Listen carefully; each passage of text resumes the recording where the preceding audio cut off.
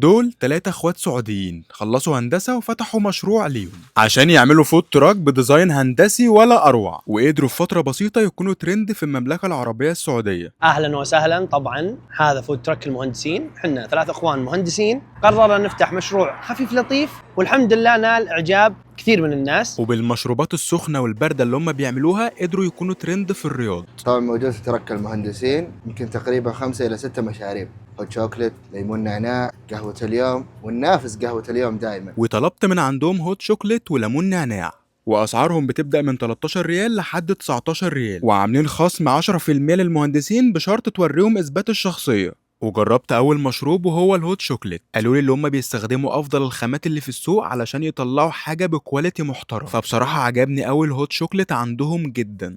بعد كده جربت الليمون نعناع، وبجد هم مميزين جدا في الليمون نعناع، عاملينه بطريقه حلوه جدا عجبتني قوي. والله العظيم حلو قوي. انا اللي دخلت كلمتهم وقلت لهم انا هاجي لكم اصوركم، علشان بجد هم شباب مكافحين وهم خريجين كليه هندسه. انا بجد بنبسط لما بلاقي شباب مكافح زي دوت بيحاول ياكلها بالحلال وبيفتح مشروع علشان اكل عيشه. ان شاء الله اللي ما جربنا يجربنا، يسمع اراء الناس، او يقدر برضه يدخل جوجل ماب ويشوف تقييمات الناس لنا. الله يعطيكم العافيه. تقدرون الحين تشوفون باقي المنتجات يصورها لكم ابو حميد. بس كده، انا ابو حميد، ويلا سلام عليكم.